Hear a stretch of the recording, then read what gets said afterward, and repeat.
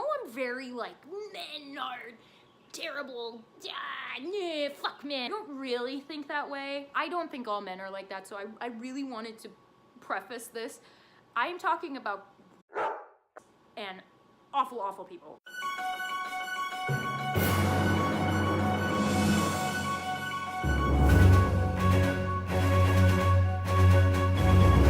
Okie dokie, hey guys, it's Katie. Welcome to my channel. It has been like forever since I've talked to you. I know I have been kind of back and forth, and I said I was gonna be back. I'm not really back. It's just been kind of like a thing. I'm trying to figure it out as best as I can. Getting into this video, I do want to start off with a trigger warning because this topic that I'm going to be discussing is a triggering topic. Today we're going to be discussing rape culture. So please, if you have had any experiences with rape, sexual assault, sexual harassment, anything that you think will trigger you, please click off this video. Please don't watch it. I'm trying to get a message out, but I'd rather not make it detrimental to somebody else. So please be mindful of your mental health before you watch this video. I kind of wanted to show you guys what, as a woman, I feel like I need to walk around with. So these are the items in my purse that I feel like I need. This is my pepper spray. I just bought it. It's literal tear gas. This is police grade pepper spray. It leaves a UV thing on their face. So like if they get arrested, they can put a black light on their face and then they can tell that I pepper sprayed them. Another thing that I walk around with that I feel like I need to is this guy. This is my friend Buzz. He is my taser. He's also a flashlight. I feel like I need to walk around with him. And that, my friends, is what today's video is about. I got notes, okay? We're getting into this. It's not a secret, if you follow me on any social media, that this is a topic that I am very passionate about, mostly because I'm a woman. I know you guys don't really think that, but that's fine. This is something that I have to deal with in my day-to-day life. I recently kind of got into it with a family member on my personal Facebook page, but it kind of got some other people on my Facebook feed to say some things like, hey Katie, what rights do men have that women don't have? Thank you so much for asking, wonderful Facebook commenter. I'll tell you, women don't have the right to be able to walk to their car alone. We can do that. I'm not saying we can't.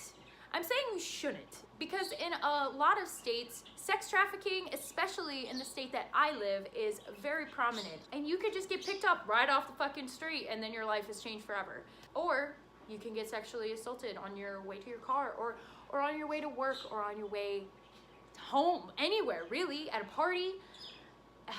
Anyway, I wanted to tell you guys some stats. Every 98 seconds, yes, 98, not even 2 minutes, every 98 seconds, a woman is sexually assaulted. And you're telling me that we don't have the same rights as men?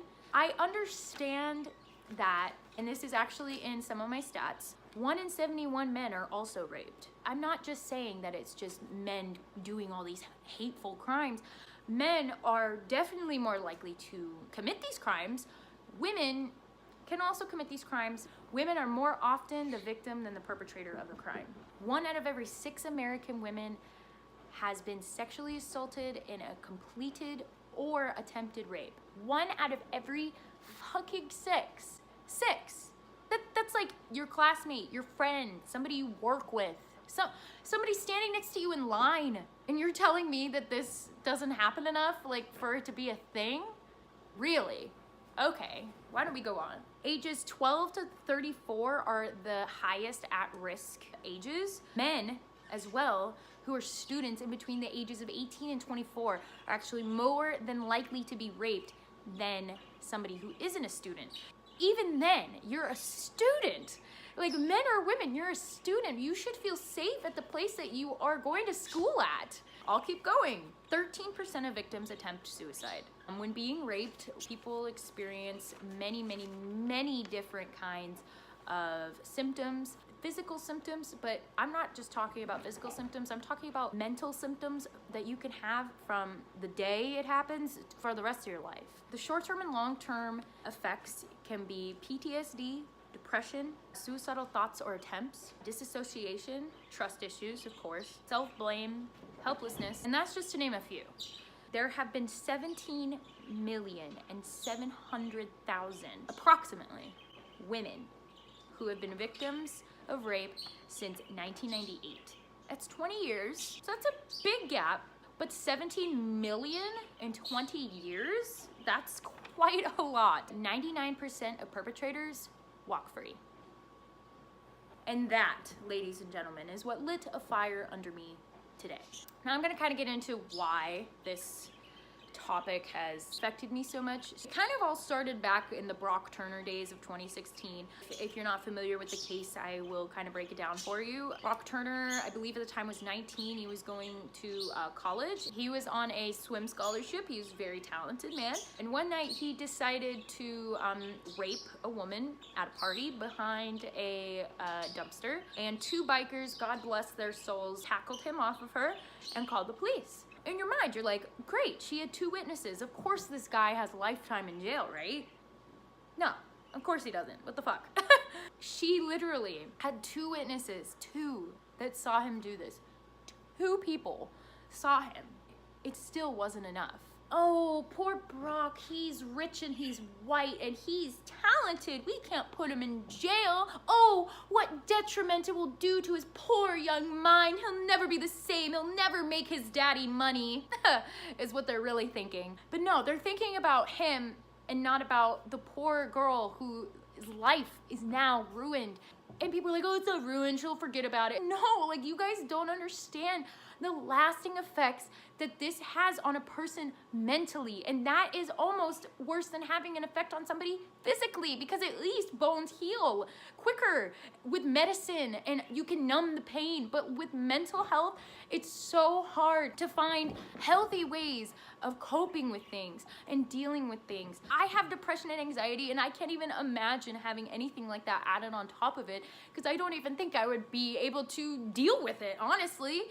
The case that I saw today that kind of lit this fire under me, I'm not sure exactly the particulars of the case. It seemed very dark and disturbing, and honestly, I was a little afraid to kind of dig into it more. But from what I've read, this man raped this woman who was under the influence of drugs. She was actually dying from a drug overdose. Did die from that drug overdose. He's only getting 3 years in jail, which to me, three years for a rape case is actually pretty good. I don't think I've seen somebody get that long in a while.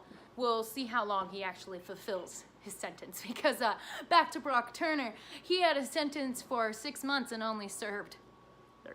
So I found something kind of interesting, and I believe it was on Wikipedia is where I found it. Federally, you can get anything in between a fine to life in prison, depending on the violence, the age of the victim, and if there was drugs or toxins involved that would inhibit somebody from being able to give consent, which to me kind of makes sense. But then you can't give the death penalty, which honestly, that's a whole nother video that I can get on about. They can't get the death penalty no matter the age, or even if the person that they raped dies. The thing is that what I read, it was like, if it was an accidental death, accidental, this person still fucking raped someone to the point of killing them. I don't give a shit if they were like, oh fuck, I didn't mean to do that. I was just trying, fuck me, I was just trying to rape her. I didn't mean to kill her. Oh my God, I didn't mean to kill her. I was just trying to rape her. How is that any better, really? Rape kits aren't being used as often as they used to be, and it was kind of weird to me.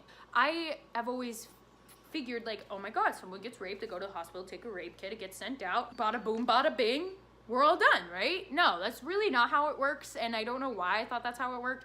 I still don't know how it works, but on this Wikipedia page I was reading on, it said that the reason why rape kits aren't being used as much as evidence anymore is because they're actually not being sent out, which is kind of crazy. This seems to be very significant amount of evidence to incriminate someone that's not being sent out. Reason for it being that it's very expensive. It is $1,500. I don't know who pays that. I don't know if it's the victim that pays that. If it is, that's fucked up, but more than likely it's the state or the government that has to pay it, and they probably just don't want to pay it. I wanted to add in why rapists aren't being convicted, and a lot of it has to do with people not reporting. 230 out of 1,000 assaults are reported, and that isn't a lot.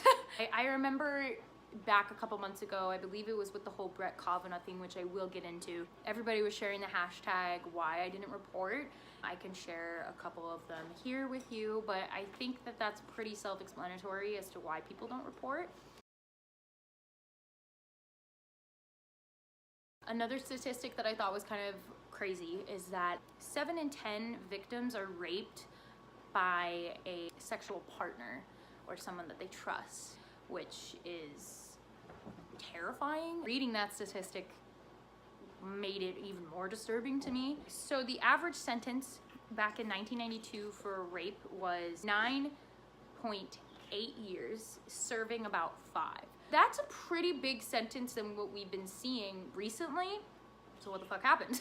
Another thing that I saw that was very interesting, I'm gonna step over to the side because I'm gonna put it on the screen, is this picture. It was, I think it was going around sometime in 2013, and I thought it was really interesting because it has some statistics in there from back in 2013. There are 1,000 rapists on this picture. Out of the 1,000 rapists, 100 are reported, so that's this little group over here. 30 face trial, so that's that little number, and then 10 in total are jailed. On the bottom, it's 2 who are falsely accused. So that's my next point. Somebody on my Facebook left a comment about how it's a terrible time for men and how men are really scared. Ooh, I'm afraid to touch a girl because I don't want to go to jail for sexual assault. Yeah, good. Don't fucking touch us. We don't want you to touch us. I don't understand how that's so hard to get. Women are people, and we aren't puppets for you to be touching and playing with and like poking and prodding. Like, we're people. I'm happy that you're afraid to touch a woman because you shouldn't be touching a woman without her consent anyway. Next, out of 1,000 rapists, 2 of them are false accusations. I'm not saying that false accusations don't happen, and I'm not saying that I don't think that those people should be held accountable for their actions. It's awful stating that somebody raped you when they didn't, because not only are you discrediting the people who have and that are trying to report, and that is what creates all the stigma around it, but also you're ruining someone's life who doesn't deserve it. Ladies and gentlemen, please stop falsely accusing people of rape just because they did something to piss you off. I don't know what the driving factor is to report someone for something that they didn't do, but please stop, because you're making the rest of us look bad. I wanted to get into how women especially are treated when they go to trial for these rape cases. Not only are the men put on these wonderful pedestals, because of course they can't do anything wrong, right? They just absolutely tear down the poor girl who just had to go through this awful thing. What were you wearing? Oh, but were you drunk? Oh, Your Honor, she was asking for it. Did it feel good? Let me tell you something here, okay? Sex feels good no matter what. Even in your mind, you know you don't want it, your body parts are gonna respond in the way that they are supposed to. Some women have actually orgasmed during rape. Does that mean they enjoyed it? Of course not. That's their body having a natural response to sexual things happening to them. That's yeah, sex feels good. Do I want it right now from a random stranger? No! What you're wearing always really pisses me off. Nothing that I'm wearing ever should be an invitation to have sex with me without any consent. I don't give a shit if I'm walking around naked. I don't care. I don't care. Because if I say no, you don't have consent. I do not give a flying fuck if I am walking around down the street buck-ass naked. You cannot touch me, okay? Okay, moving on. Kind of put this all together in a nice, neat bow. I'm getting very fed up with our justice system in more ways than one. This whole Brett Kavanaugh situation to me was just America taking the biggest step backwards they probably could have ever taken towards women's rights. They literally put a rapist on the Supreme Court. Before everybody attacks me, you know, whatever, oh, no proof, no, whatever. Why would Dr. Ford get up in front of people and no, she's ruining her life? By the way, what day is it? November 16th? She's still getting her ass. She's had to move 4 times because the Republican Party wants to destroy her life. I don't know. I don't know if it's the Republican Party. I don't know if it's actual people in the government trying to ruin her life. I don't fucking know, but her life is ruined because of what she did. She did it for us. Like, she's trying to show people that this is a thing and that we're letting men in power take advantage of us. Oh my God, like, I'm losing it, guys. I really am. I'm just getting really sick and tired of letting men decide for me. How come there's a group of old, wrinkly men who don't even know the first thing about vaginas deciding what to do with my body? What do you... This could go into a whole nother topic. I've been filming for almost a half an hour and I'm not ready for that yet. I need to eat, I need to calm down. But that was it. So I hope you guys enjoyed this little rant. I know it was a little controversial, so I do apologize for that, but I do want to do more videos like that on my channel. This was something that I just felt like I could not keep in anymore. I really wanted to talk about it, and if you guys enjoyed it, please let me know. Please give me more topics to rant about. I fucking love ranting. I love it. I love cussing and yelling and being crazy. I hope you guys have a great rest of your day, and I'll see you next time. Bye. Hey guys, so it's future Katie here. I'm editing right now. I forgot to talk about this organization that amongst all of my research that I actually found. It's called RAINN, RAINN.org. It's an amazing website to educate people. It has so many different areas for you to go if you have experienced this stuff. There's hotlines, there's counselors, there's so much on this website, and I really just didn't feel like I could post this without talking about that.